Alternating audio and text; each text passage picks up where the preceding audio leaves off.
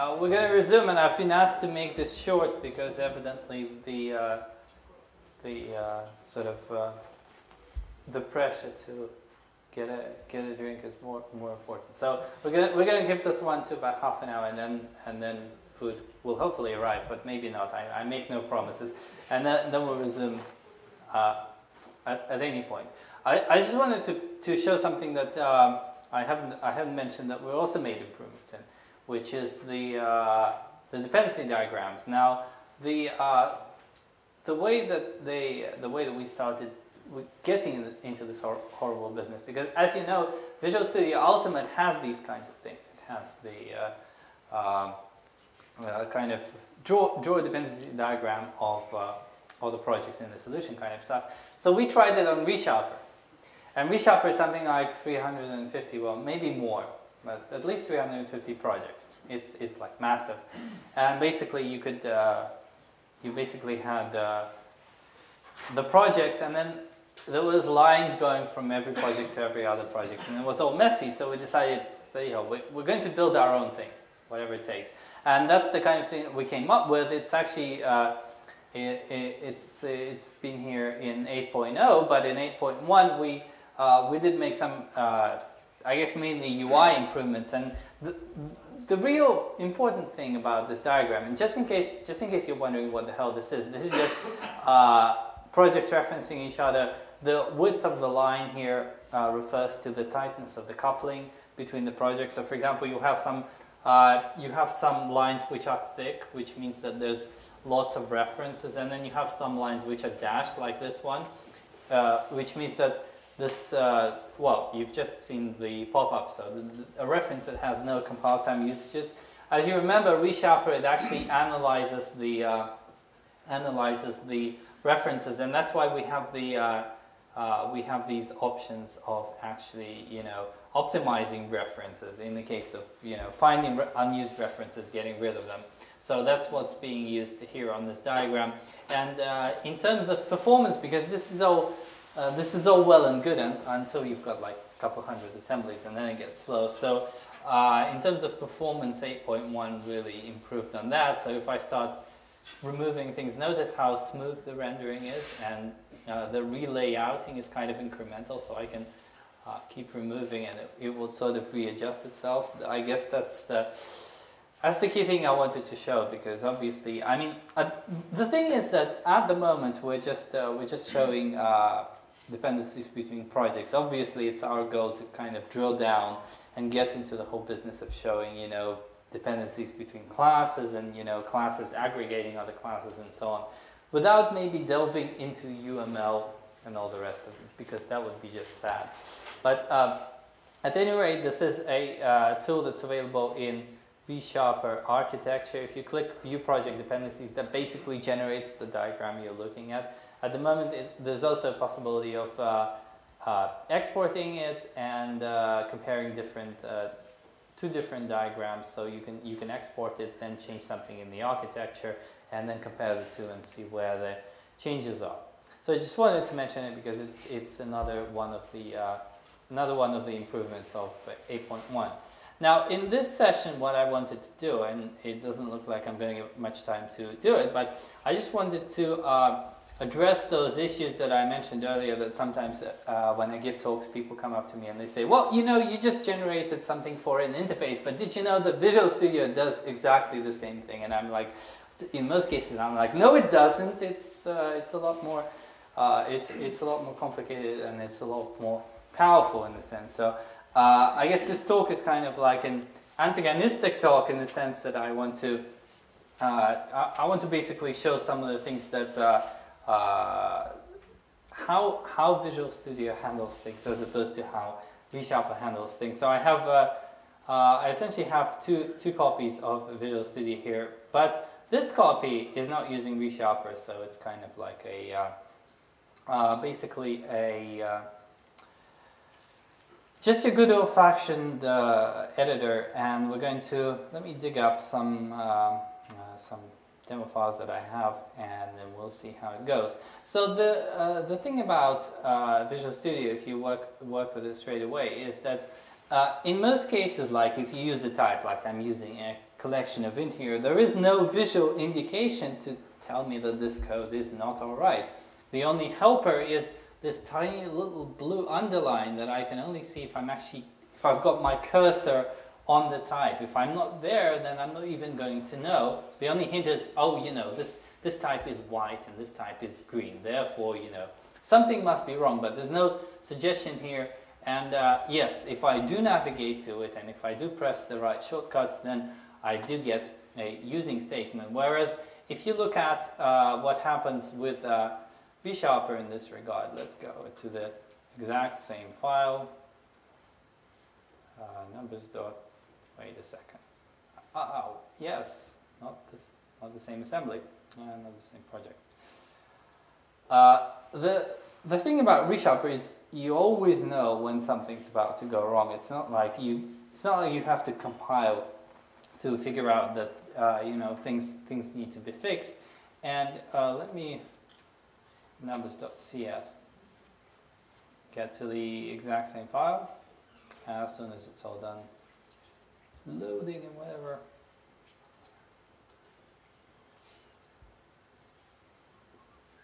There we go. So there is a better indication, and not only because there is you know, the type indicated in red, but also, for example, you can you get the marker bar here on the right, and it's got a red line here, and also notice the pop-up. So it's not like ReSharper is waiting for you to, you know, acknowledge the fact that collection of T hasn't been imported. It just does a pop-up, and then you can press Alt-Enter to add the element. And in actual fact, in certain cases, you wouldn't even need to be shown this pop-up. So for example, let me show you a different demo. Let's suppose I create a list of ints. Notice what happens as I type this angle bracket.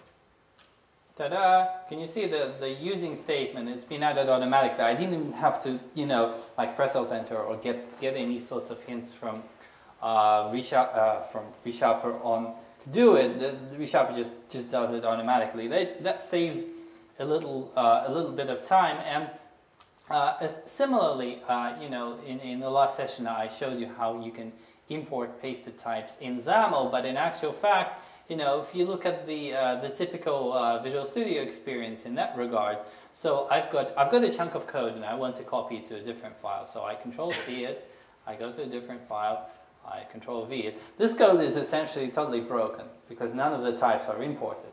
Yeah, and you can sort of see they're shown in white. But the problem with all of this is I now have to go type by type, and on each of the types I have to press Shift-Alt-F10 and use the right element. So here I need, oh dear, it's not even helping me with link imports. That's interesting, actually. Have I got it using C? So this proves my point even more. Why isn't Visual Studio helping me like get system.link for this sum here? Whereas the ReSharper experience, if I get rid of it, is entirely different in the sense that you can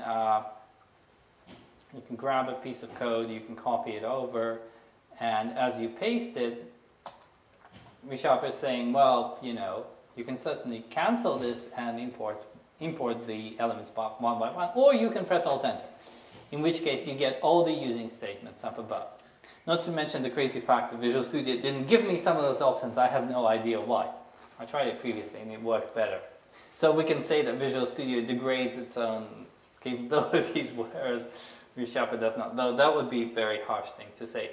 So I guess another thing to point out is the whole business with removing unused references. Like for example, I don't know, if I have a using systems.collections.generic here, and Visual Studio isn't saying anything about, you know, the fact that it's redundant, it shouldn't be used. And I can certainly, I mean, Visual Studio does have options for organizing usings. You can remove unused usings, yes, you can sort them as well. But you know, you have no idea which ones you're removing, which ones are really necessary. Whereas at least with ReSharper, well, hopefully in this color scheme it actually shows up correctly. Let me get rid of this method, for example. I get rid of this method. Notice that the using statements are all grayed out. And but you're probably thinking, well, okay, fine. So you know, I still ReSharper does it automatically in the whole file, and Visual Studio does it automatically. Why should I care? So what if I don't get a visual indication?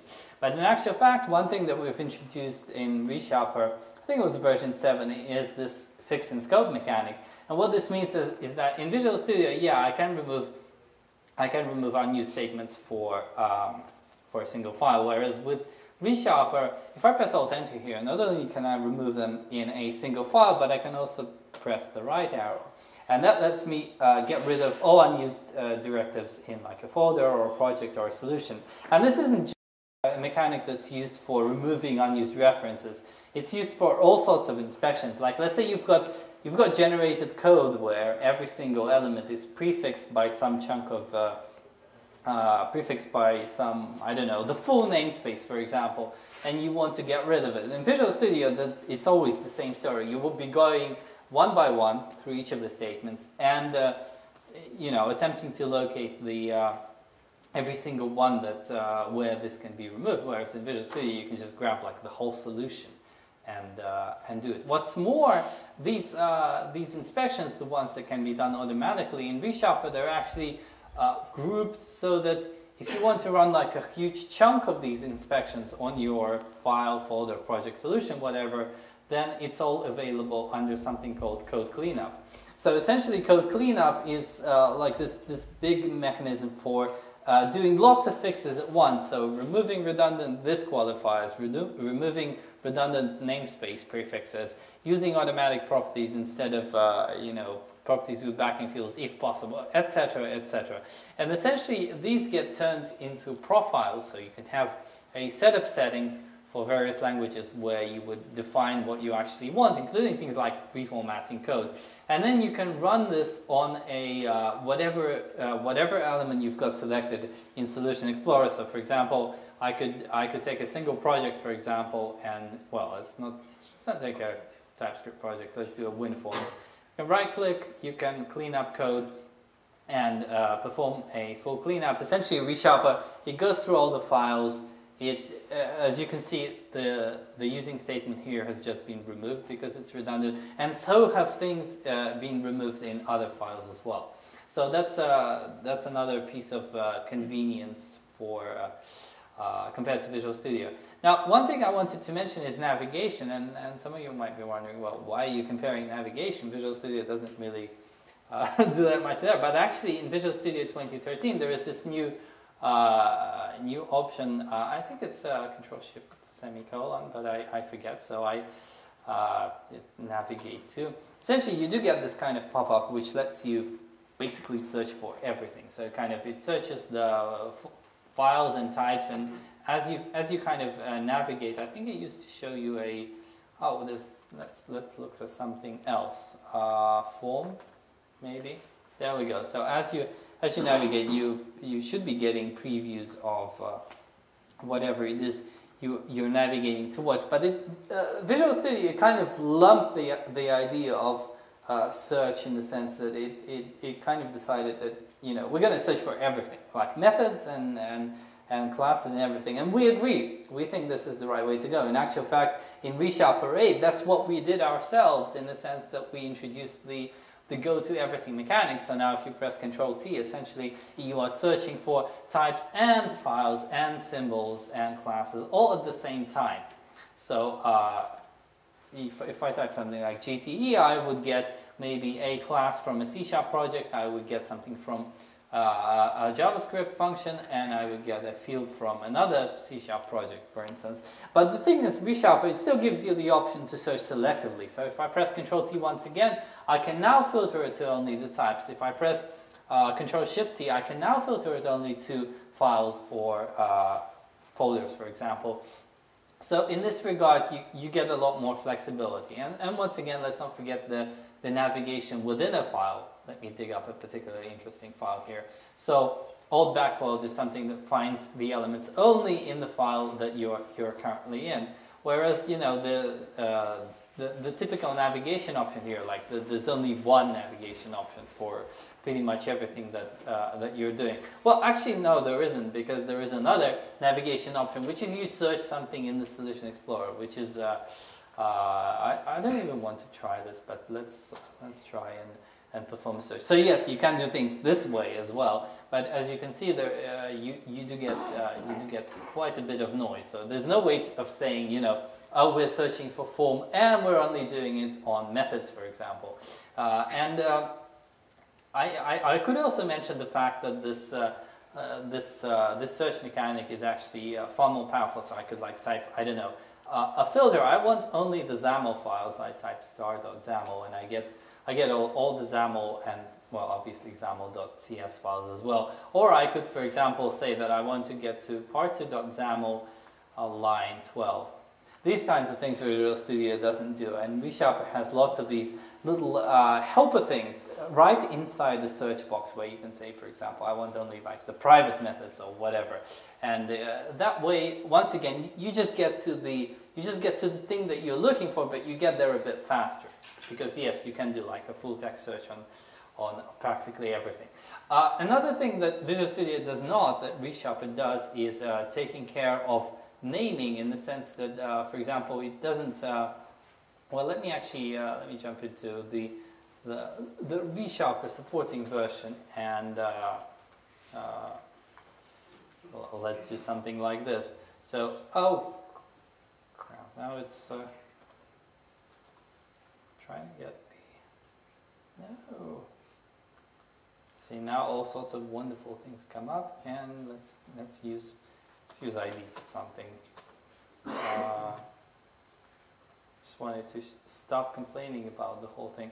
I suspect that, but cannot prove, that on my machine I've actually killed the inspections related to naming, but evidently not. Okay, so what ReSharper does is it lets you define naming conventions. So if you're used to naming your variables in a particular fashion, then ReSharper kind of knows that that's what they should be named. So here, for example, it's saying that, okay, you've put an underscore in front of a field, whereas I know that you typically do not do that sort of thing. And not only that, but I actually get a fix here. So ReSharper knows that in order to turn this crazy notation that I've just used into something that I typically use for development, they would have to rename it to ID. And when I fire that up, you'll see that ID has been changed here and here. So the typical kind of rename refactoring that that ReSharper is used to. And indeed, one of the I guess one of the criticism you can levy at ReSharper is, well, you just used the rename refactoring, but Visual Studio has the rename refactoring as well. So why are you even here? You know, like, you've got Visual Studio, never mind. But in actual fact, the thing about Visual Studio and performing these kinds of refactorings, it only works up to a point, in the sense that if things are simple, then yeah, you get kind of almost the equivalent. So let me mess it up a little bit. So I'll take the numbers class and I have a, I don't know, dependency property.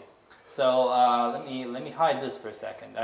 I'm deliberately doing something where Visual Studio will stumble. Yes, you know this, I know this, but that's the whole point of, you know, why we're having this discussion in the first place, because essentially we're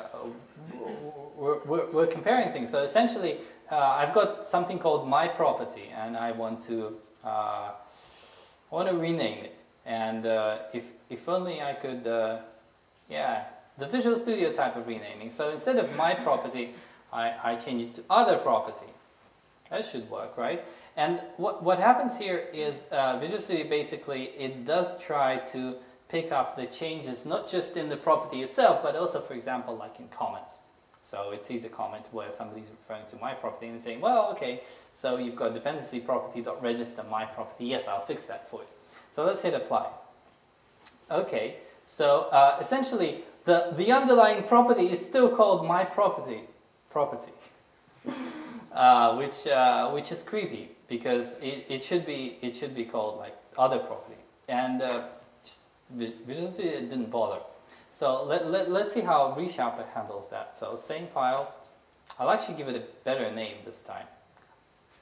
Oh, and by the way, in Visual Studio we had no idea that this was bad code.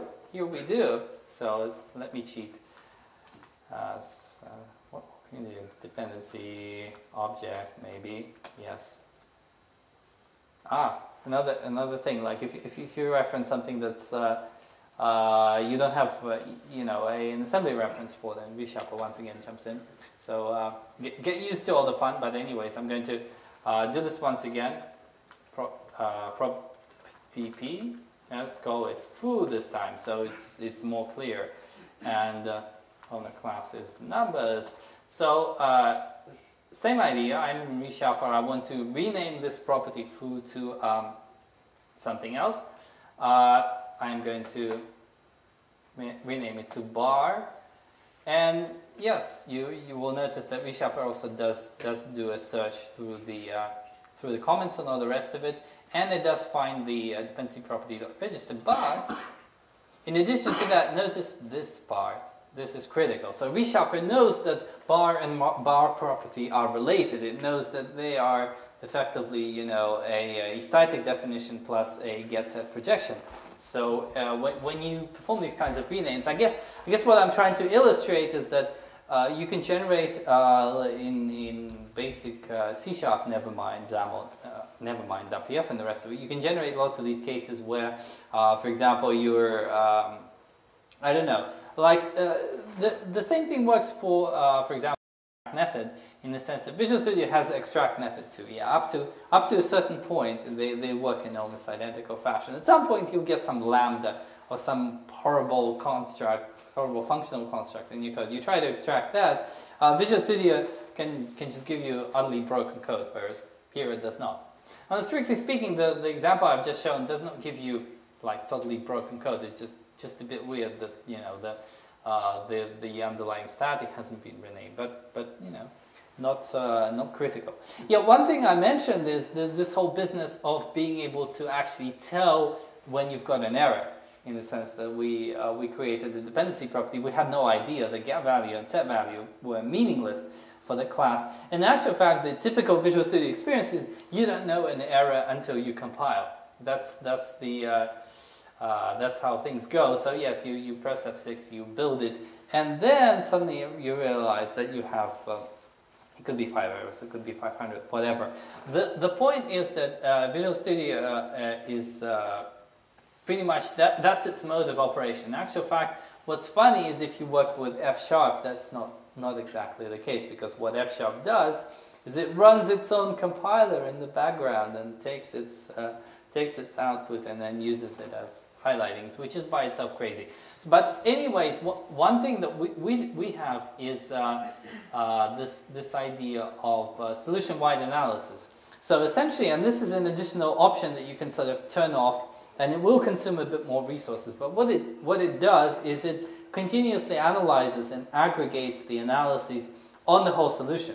So it basically goes off and analyzes all the code, and the kind of things that you would be complained at by the compiler are the kind of things that it gives you. And here I have a list of lots and lots of errors from different projects. This is a demo project, therefore some of the things are deliberately broken, actually. And you can sort of, you can navigate to any of these. And there are also shortcuts, keyboard shortcuts for navigating from one error to another. So that's an easy way of just jumping around and figuring stuff out as you go along.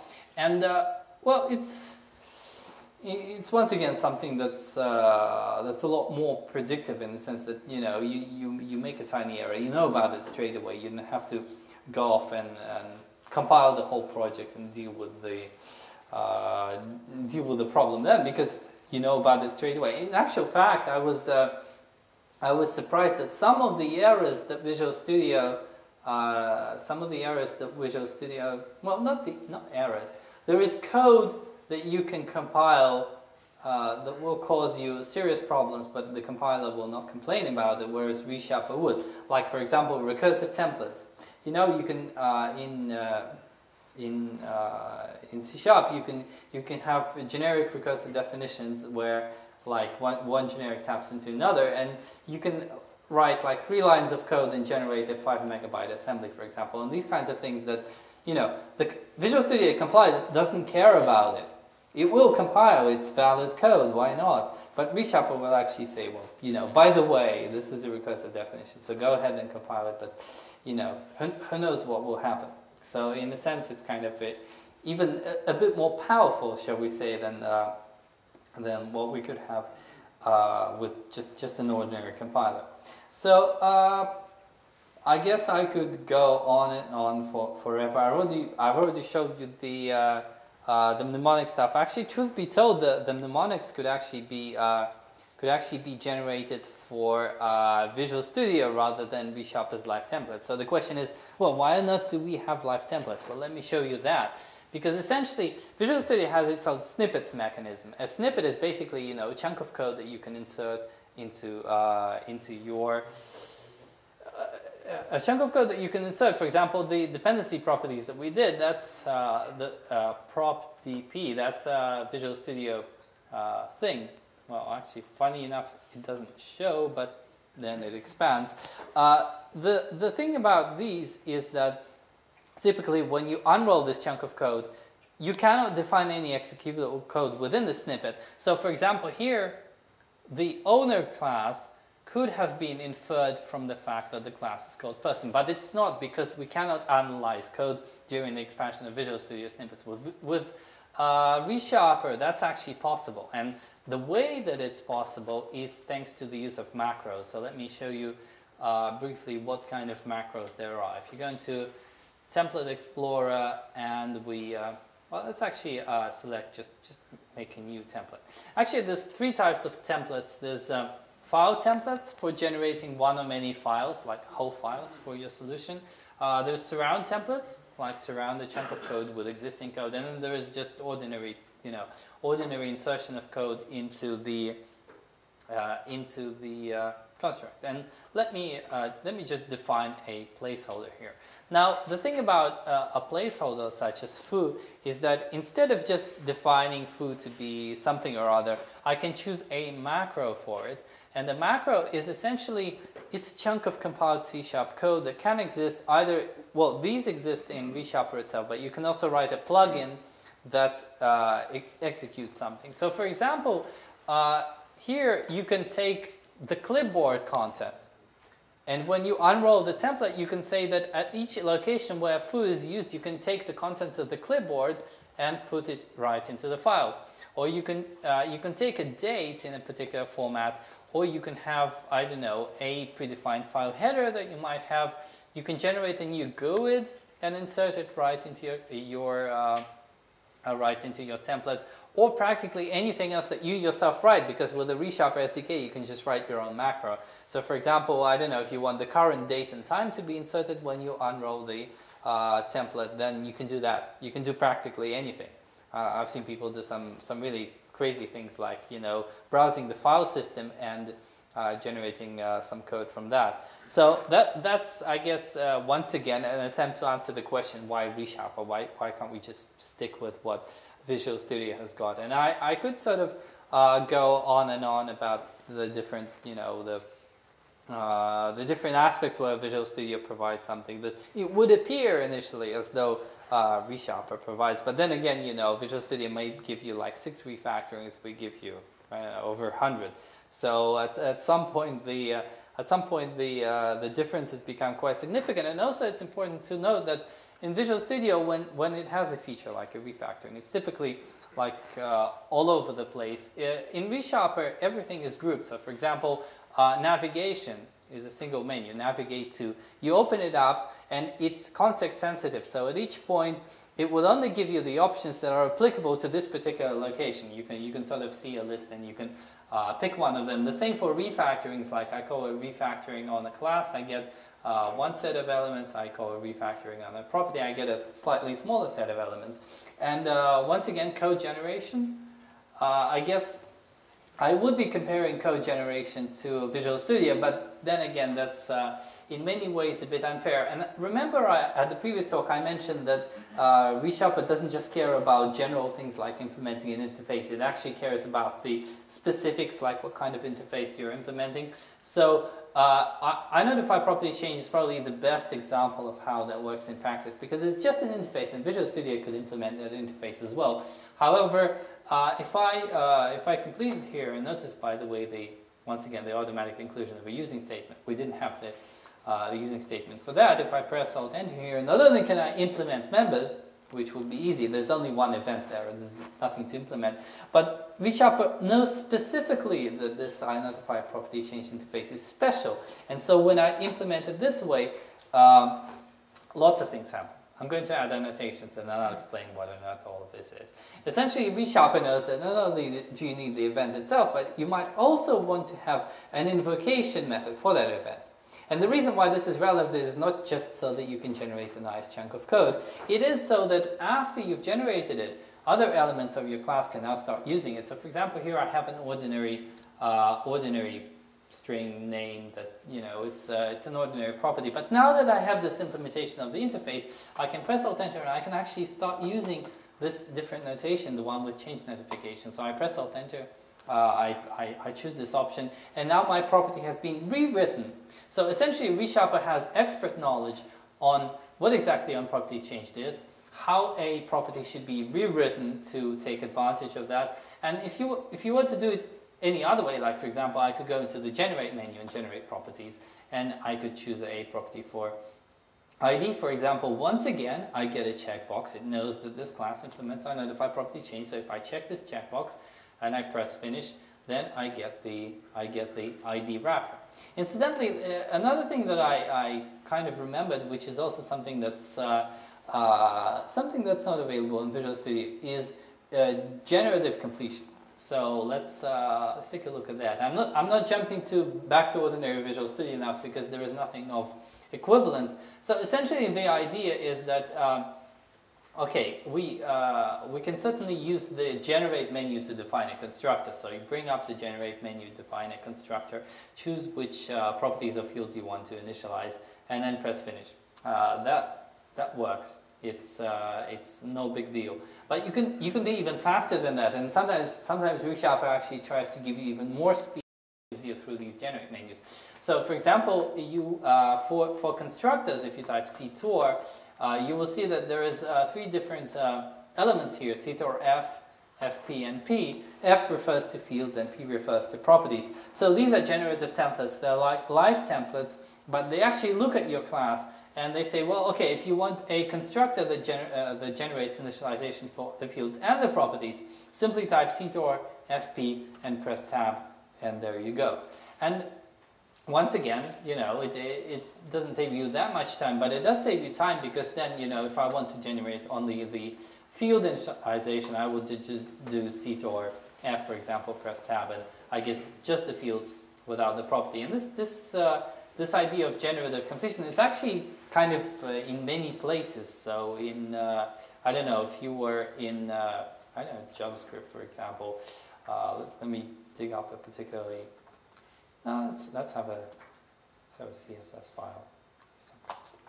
Yeah, I jumped into a folder instead.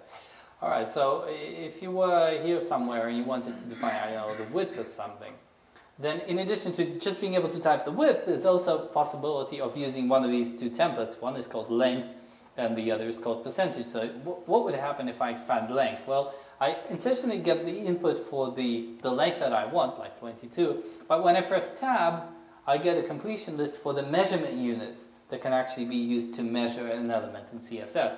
So I can choose like millimeters, for example.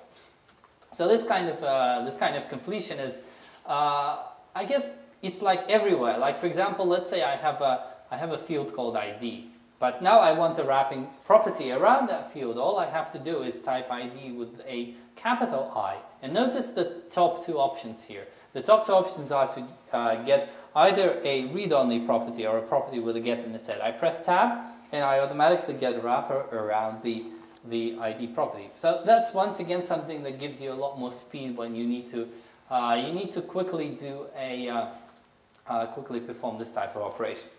So I think I'm overrunning a little bit, so I will pause at this point, and then we'll, when we get back, I'll talk about some of the .NET tools that we do, and I'll also talk a bit more maybe about the kind of magic that ReSharper does. So that's it for now.